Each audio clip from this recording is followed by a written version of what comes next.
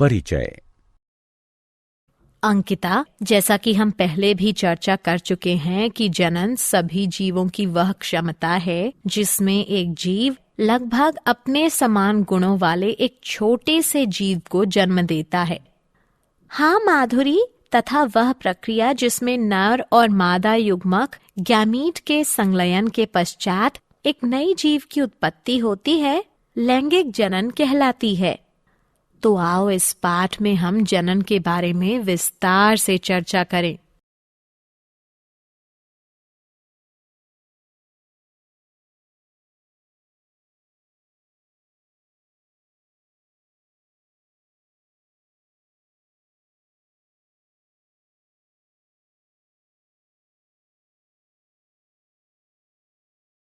उद्देश्य।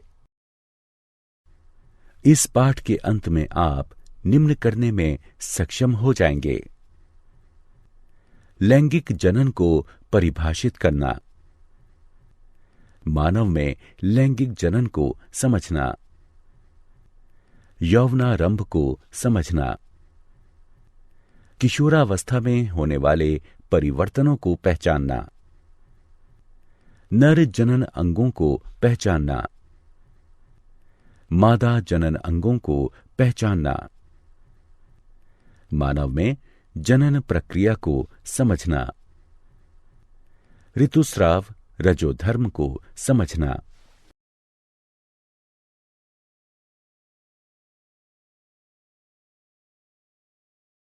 मानव में लैंगिक जनन।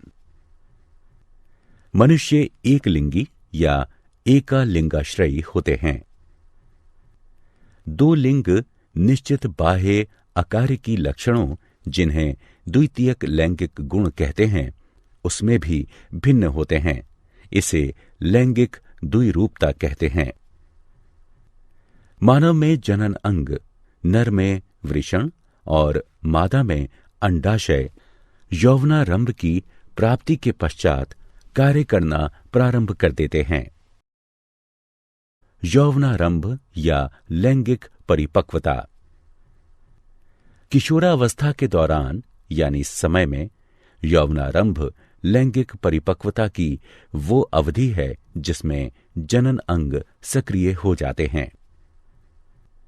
मानव नरों में लैंगिक परिपक्वता 13-14 वर्ष की आयु में, जबकि मादाओं में 10-12 वर्ष की आयु में प्रारंभ हो जाती है। वृषण और अंडाशय जीवन क्षमता वाले युग्मकों को उत्पन्न करते हैं तथा ये हार्मोनों जैसे नरों में वृषण द्वारा टेस्टोस्टेरोन और मादाओं में अंडाशय द्वारा एस्ट्रोजेन तथा प्रोजेस्टेरोन को भी स्रावित करते हैं। नर जनन तंत्र। जनन कोशिका उत्पादित करने वाले अंग एवं जनन कोशिकाओं को निषेचन के स्थान तक पहुंचाने वाले अंग संयुक्त रूप से नर जनन तंत्र बनाते हैं।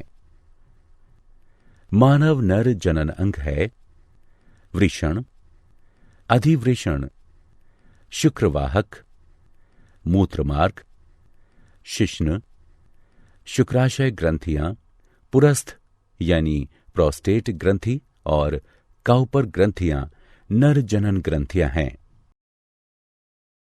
वृषण। वृषण छोटे आकार के एक जोड़े अंडाकार और गुलाबी रंग के अंग होते हैं, जो कि एक पतली भित्ति त्वचीय थैली, जिसे वृषण कोश कहते हैं, उसमें उपस्थित होते हैं।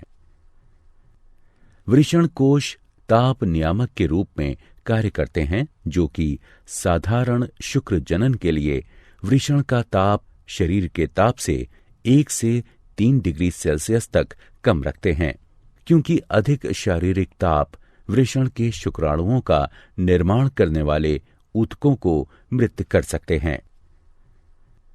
वृषण में शुक्राणु का निर्माण करने वाली जनन ग्रंथियों सहित लगभग 900 पतली तथा घुमावदार शुक्र जनक नलिकाएं पाई जाती हैं। जनन ग्रंथियां शुक्र जनन द्वारा शुक्राणुओं का निर्माण करती हैं।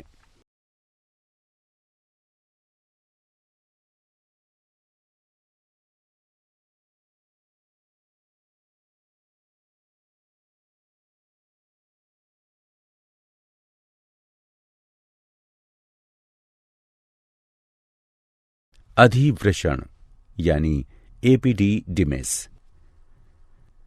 अधिवृषण एक कुंडलीकृत नलिका जैसी संरचना है जो कि स्थायी रूप से वृषण से जुड़ी होती है और शुक्राणुओं के भंडार गृह की भांति कार्य करती है, जहां पर कि शुक्राणु परिपक्व और गतिशील हो जाते हैं। शुक्रवाहक। शुक्राणु एक लंबी नलिका जिसे शुक्रवाहक कहते हैं, उसके द्वारा अंगों जिन्हें शुक्राशय ग्रंथियां कहते हैं उनमें ले जाए जाते हैं, जहां पर शुक्राणुओं को पोषण मिलता है तथा वे संग्रहित किए जाते हैं। मूत्र मार्ग। मूत्र मार्ग भी लंबी, संकरी और नलिकादार संरचना है। ये स्खलनीय वाहिनी और मूत्राशय से निकली हुई एक वाहिनी के जुड़ने से बनता है, जिससे यह शुक्राणुओं और मूत्र यानी पेशाब दोनों का वहन करता है और इस प्रकार यह मूत्र जनन नलिका भी कहलाता है। मूत्र मार्ग पुरुष के शिश्न के माध्यम से गुजरता हुआ बाहर की ओर एक छिद्र के रूप में खुलता है। शिश्न। शिश्न पुरुष का बाह्य जनन अंग बनाता है। यह एक बेलनाकार ऊर्ध्व मोटी पेशीय भित्तियों युक्त मैथुन अंग है। शिश्न के संवेदनशील सिरे को मुंड कहते हैं, जो कि सिकुड़ी हुई त्वचा से ढका हुआ होता है, जिसे लिंग मुंडच्छत कहते हैं।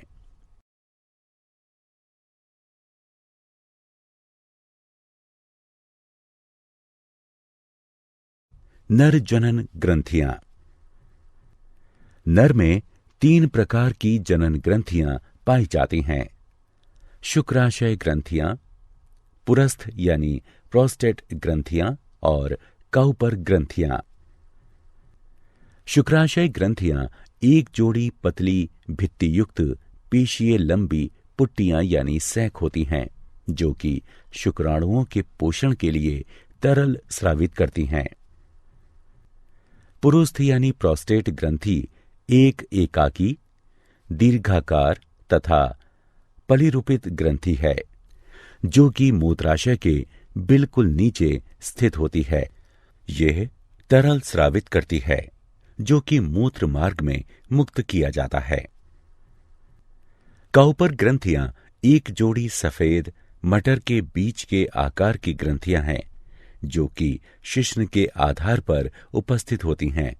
यह क्षारीय वीर्य का स्रावण करती हैं, जो कि मूत्र की अम्लता को उदासीन करता है तथा शुक्राणुओं को सक्रिय करता है और शुक्राणुओं को पोषण प्रदान करता है। शुक्राणु। पुरुष शुक्राणु अति सूक्ष्म, गतिशील और कशाभीय युग्मक होता है। यह शीर्ष, मध्यखंड और एक कंपनशील पूंछ का बना होता है। यह अंडाणु के साथ संलयित होता है और जनक जीन को संतति तक पहुंचाता है। मादा जनन तंत्र। मादा जनन कोशिकाएं या अंड अंडाशयों में बनते हैं तथा कुछ हार्मोनों के निर्माण के लिए भी उत्तरदायी होते हैं। मादा मानव के जनन अंग हैं अंडाशय, अंडवाहिनी नलिकाएं, गर्भाशय, योनि, मादा जनन ग्रंथियां जैसे बार्थोलिन ग्रंथियां और स्तन। अंडाशय। अंडाशय मादाओं का प्राथमिक जनन अंग है। यह एक जोड़ा छोटे आकार की बादाम की आकृति वाली और सफेद रंग की संरचनाएं होती हैं, जो कि उदर के श्रोणि में उपस्थित होती हैं। आंतरिक रूप से प्रत्येक अंडाशय बहुत संख्या में अपरिपक्व प्राथमिक या अंडाशय पुटक के साथ होते हैं।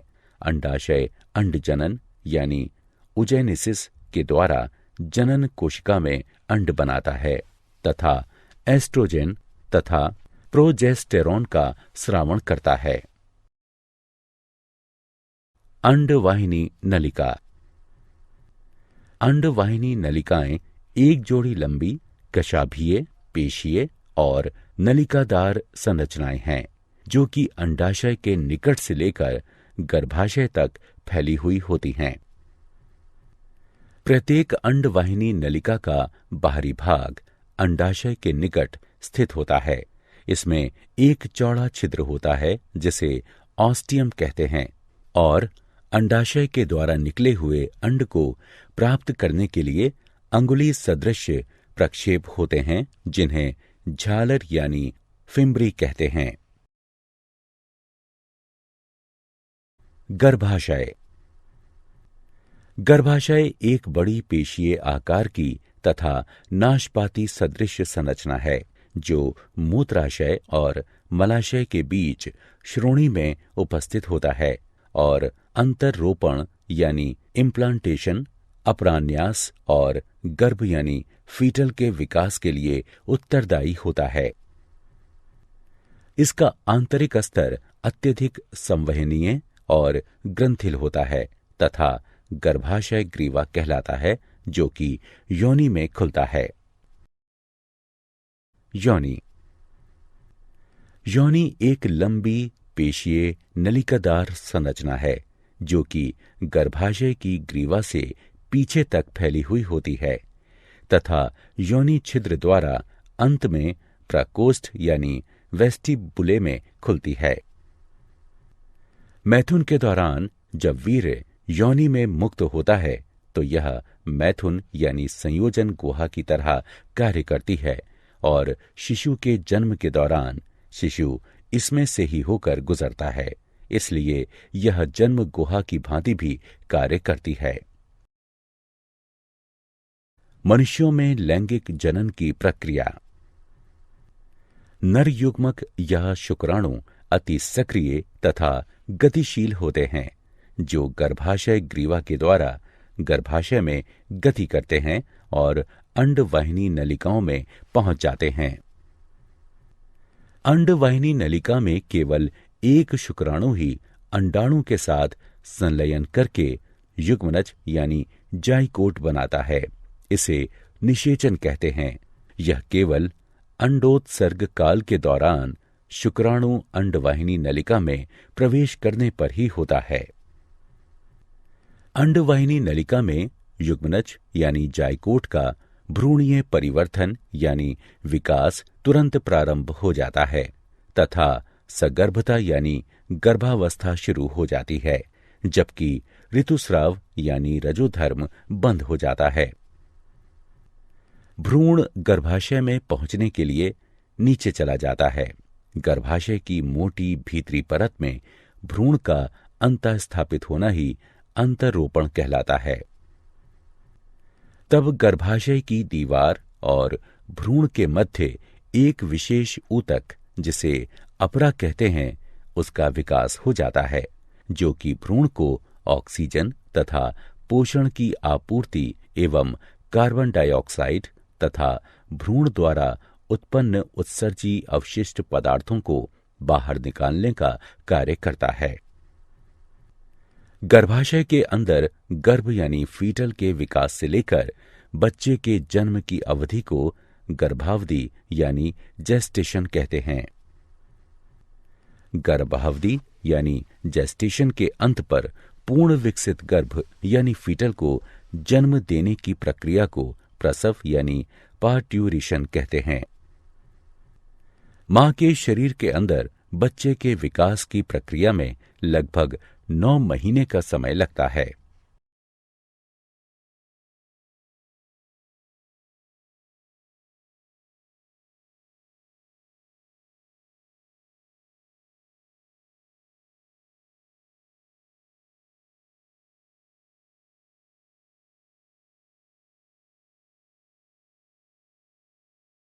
ऋतुस्राव यानी रजोधर्म।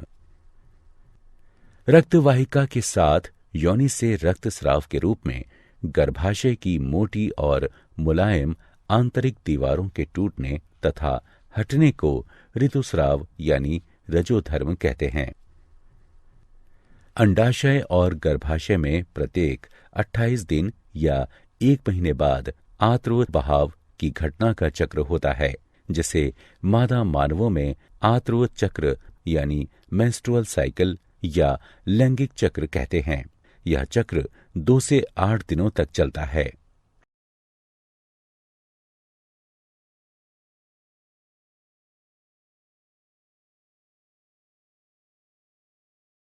क्या आप जानते हैं शुक्राणु वीर्य यानी सीमेन का केवल 10% भाग ही बनाते हैं। मादा एक वर्ष में लगभग 13 अंडे देती है, जबकि मादा मानव जनन काल के दौरान लगभग 416 अंडे देती है।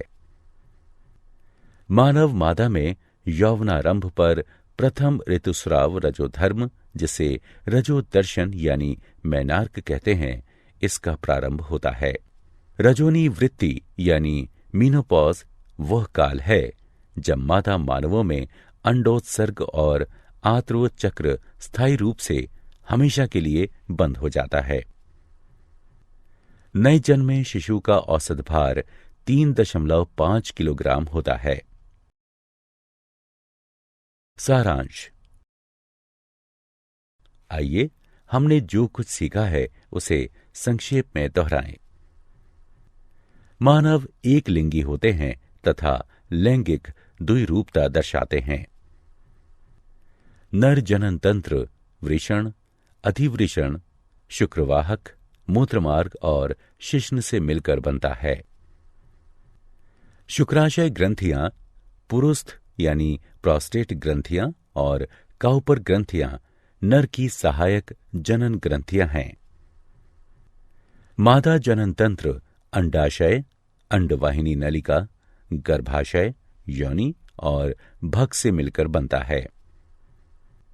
बार्थोलिन ग्रंथियां और स्तन मादाओं की सहायक जनन ग्रंथियां हैं।